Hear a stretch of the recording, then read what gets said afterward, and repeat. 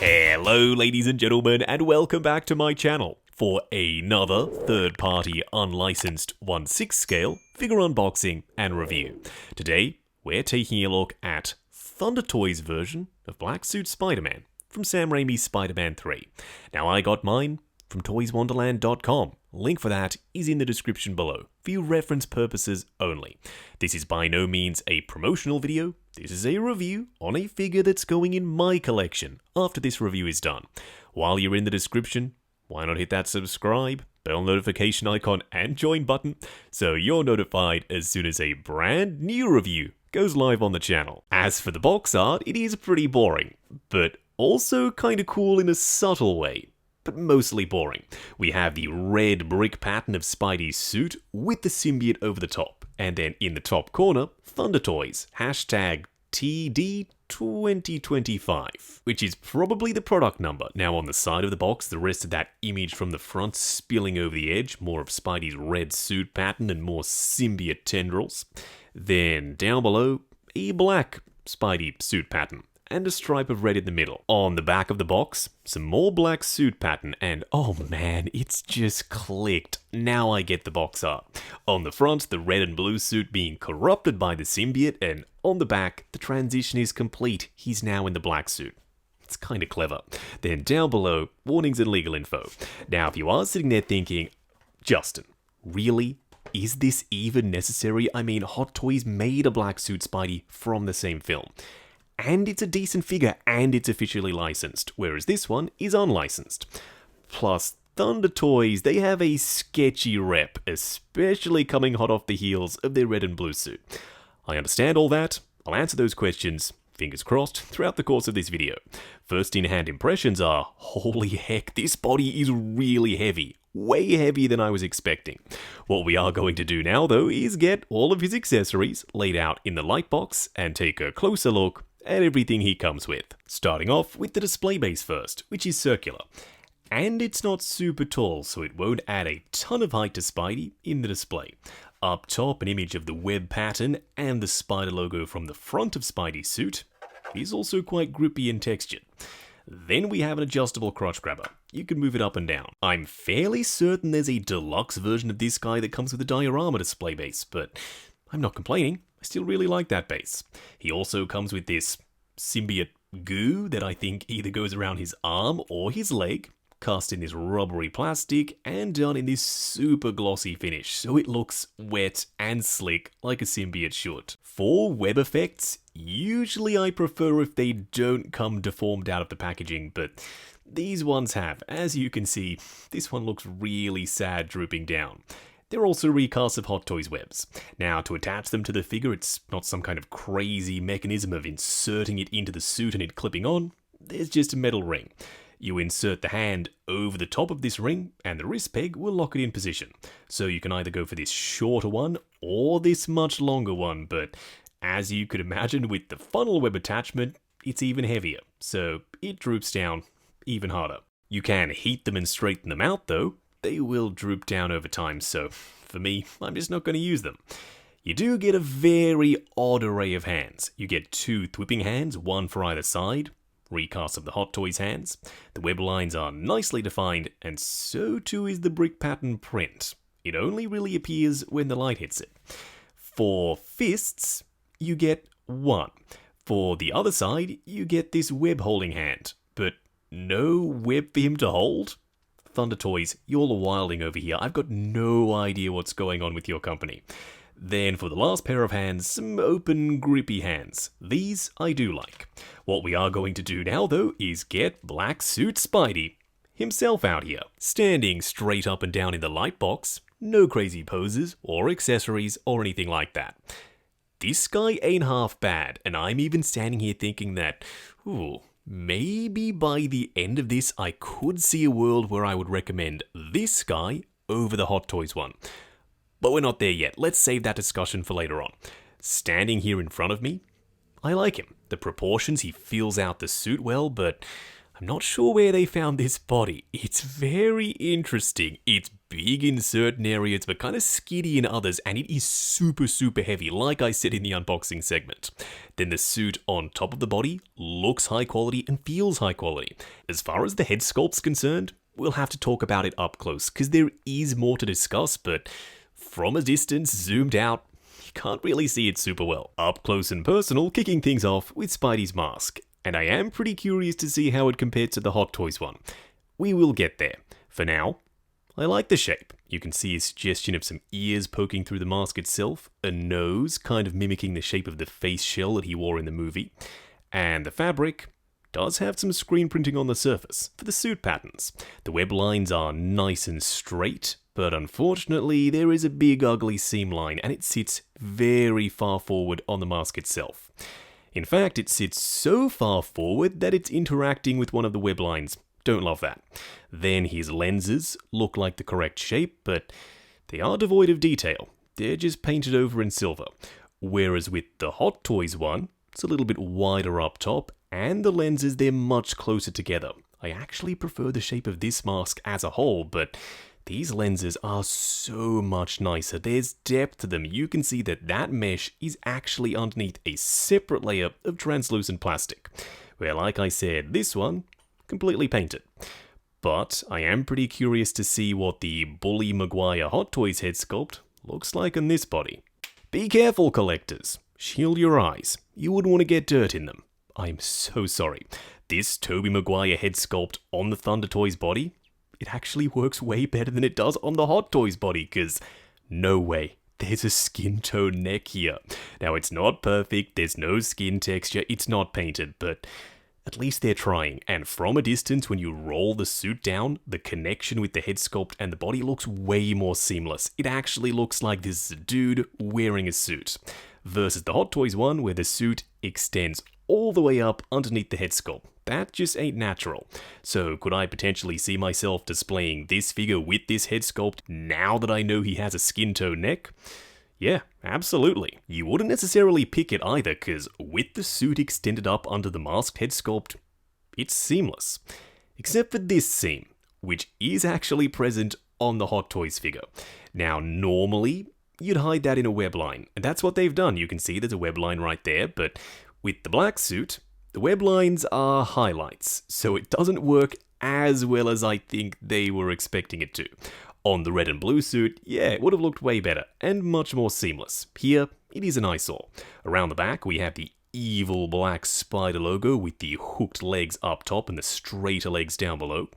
And, by the way, this entire suit is screen printed, and it has a beautiful sheen to it. When the light hits it, it looks wet, it looks glossy, it looks symbiote-esque, just like it did in the movie, especially for those night scenes. Around the front, once again, the accurate evil black spider logo, and the body itself is nice and chunky. He's got broad shoulders, defined pecs, defined ab muscles, and also some big biceps. Plus, his forearms, they may be a little bit too chunky. They stick out above his hands, which isn't ideal. Overall, do I prefer this body to the Hot Toys one?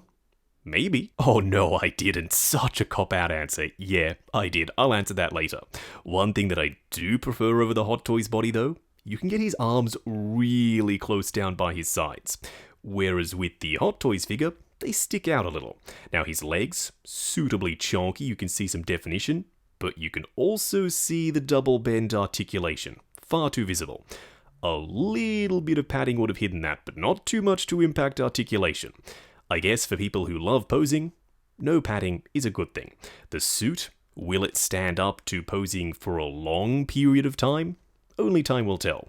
Coming down to his boots, I really don't like this. Thunder Toys, please, quit doing them this way, because when they sag down, they look truly awful. In fact, this is the one thing that a lot of people said ruined the red and blue suit figure. They said he looked like a Mego, or a dude in Spider-Man pajamas. You can adjust these and pull them up, and the best way I've found to do it is to kind of grab the top and gradually work them up so that bunching is gone. But then as soon as you pose it and you angle the foot, yeah, this is going to drag its way all the way back down and stick into that joint, looking ugly all over again.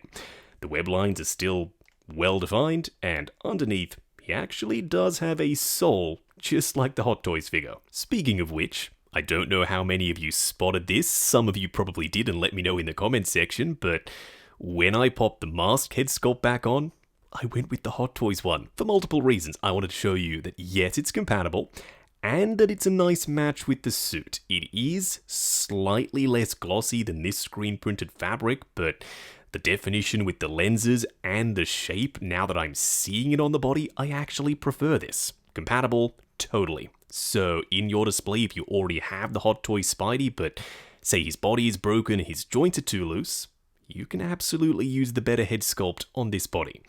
Even though I do like the wider lenses on the Thunder Toy sculpt. Very quickly, before we move on, here's the web attachment. It is terrible. I did see someone online saying that they were looking for a Hot Toy set of hands or web shooter combo or something, but don't do that. The Hot Toys mechanism is just as bad as this one. This is truly terrible. I have straightened the web though. I grabbed a hairdryer, I heated it up, and it kinda straightened itself out. So I guess that's a win. And on the other side, I've attached the symbiote. It's this rubbery plastic like we discussed earlier. You simply stretch it open and pop it on. But these two accessories, for me, yeah, they ain't it. For a quick side-by-side comparison, I shit you not, this is the single most frustrating comparison shot I've put together in a while. The Hot Toy Spidey, as good of a figure as it was back in the day. By today's standards, it's terrible. My copy cannot stand. He falls over constantly. Hence why he has this weird bow-legged stance.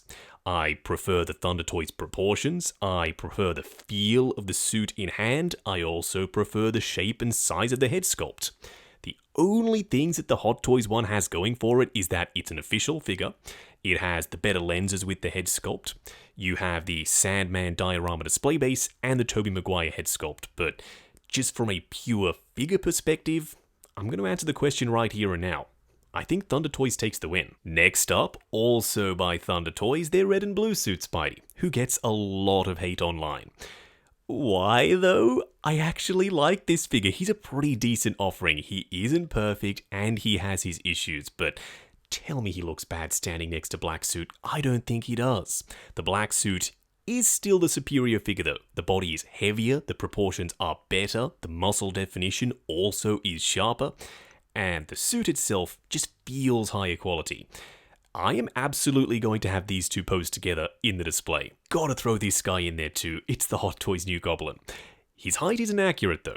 James Franco, he's taller than Tobey Maguire, so if someone, whether it's Hot Toys or another company, eventually gets around to making a new Goblin, I wouldn't be surprised if he's taller than this original one. Ooh, another figure for our Spider-Man 3 display, it's the SL Custom Sandfighter. Sandman. He is a touch taller than Thunder Toys' Black Suit Spidey, and that actually works for me. I like the scaling here. So if you want to have Black Suit Spidey absolutely obliterating Sandman in the collection in a crazy action pose, now you can. Not quite right, but close enough for me. This Venom, he's far too big to be Topher Grace's Venom from Spider-Man 3. Nevertheless, he has the web pattern and the spider logo. These two, they're going to be proximity pieces. Spidey is significantly shorter than this Venom. If you are one of the very few people who actually own this guy, this is how they scale together. It seems like with each comparison shot, I have to keep ratcheting the camera up higher and higher because the figures keep getting bigger. Here we have Hot Toys Venom, and he is a monster. The third-party one is tall too, but standing straight up alongside Thunder Toys Spidey, this guy towers over him. Going over articulation, this is going to be interesting. Starting off with the head sculpt. It's on an articulated neck. There's a ball joint at the bottom and a double ball peg up top. Combined looking forward to there, looking back to there, which is decent, but not amazing for web swinging poses. Swivel and pivot side to side. The arms will go up to there, they will go forward and back. Butterfly joint at the shoulder that hinges up and down while squeaking. Swivel at the bicep, double bend at the elbow going past 90, then a hinge and swivel for the wrist peg. The torso is on two joints, one ball joint at the midsection and another at the waist. Combined going forward to there, going back to there, swivel and pivot side to side. The legs will go forward to there, going out to there, swivel at the upper thigh, double bend at the knee, which is nice and squeaky. Then for the ankle, a double ball peg, good for forward and back, swivel, and ankle rocker. Wrapping up on Thunder Toys Black Suit Spidey. I remember a day that wasn't actually that long ago that third-party companies, they would never dream of making something like this. A character in a business suit? Yeah, no problem. Someone in a hoodie and a pair of jeans? Oh, okay, but the jeans have to be scaled correctly. Never a superhero suit though, because this was so far out of the realm of possibility for third parties. Not nowadays, and not anymore. Thunder Toys? This is a really strong figure. He does have his issues though. First of all, only one closed fist. Why? The red and blue suit had the same issue. I could have sworn they would fix that for this one, but they didn't. The display base, super boring unless you get the optional diorama display base. And his proportions, because they've chosen a funky body or made their own in the wrong pose, will look kinda weird.